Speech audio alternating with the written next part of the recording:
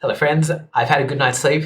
I'm ready to look at my rationale now with a fresh set of eyes. So which option am I selecting? I do an indie Gumroad release and then reassess publishing with Audible. And so why did I select this option? Because if I was advising a friend, I'd advise that they go to Gumroad first and then reassess it in March.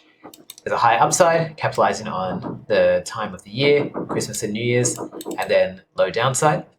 And there's a small risk of lowered reputation, but mitigated by offering Audible release as an option if there's enough demand for an Audible release. So that makes sense. In terms of the options I considered but didn't choose, I took a look at publishing with Audible. There's a chance that I could take advantage of the prestige and reputation of Audible. In terms of looking at the option shortlist, the impact reversibility matrix suggested that it's worth considering. So that's the rationale for the option that I was thinking about. So I went through the option shortlist yesterday, and so this is all looking pretty good. All that's left now is to fill in the details. The only thing that's really necessary for this process is to just put in a review date. So I'm going to, I'll do it a month from now.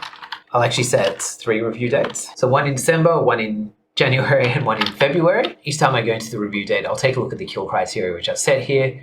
That is, I don't have a kill criteria for not publishing with Audible because it's an easy reversible decision. If I find that I want to publish with Audible, then I can. And that is,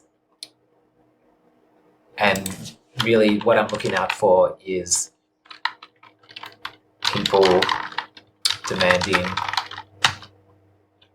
let's say 25% of people that I send the book to say they would like an Audible release. And so these decision details are optional. I'm just going to fill them in and then I'll say more about what the use of them is. So I'm making the decision on the 23rd and it is coming up to 4 p.m. Physical state, I'm feeling kind of like that afternoon 3:30-itis. So I would say physical state is medium energy. And the emotional state is I'm fairly peaceful at the moment. So mentally, I guess I'm feeling kind of sharp. So I'll put that down there, like so. So these are optional details. The reason why I put them in here is to allow my reviewing self, so my future self, to basically get into the skin of this Joey right now. It's more to do with reflecting and the richness of life, basically.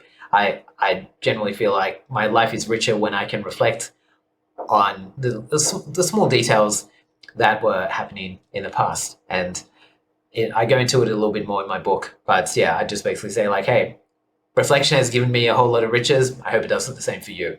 And so in terms of where to from now, for my December review, I'll probably do my first review of this decision. Then for my January review, it will be the second. And then for my February review, it'll be my third and possibly last. If I'm not sure if the decision has come to a resolution, I might extend it. I hope this has provided a little bit of insight into the way that I apply the decision process that I detail in From Dilemmas to Decisions and applying it to a very real decision that I'm facing at the moment. I hope you can see that it is not a terribly complex process. It's actually fairly simple. However, it has brought me and other people that I've shown a lot of peace of mind, reduced a lot of anxiety and regrets in decision making, and I hope it does the same for you. So thank you for watching. Please like and subscribe, and I'll see you at the next video. Bye!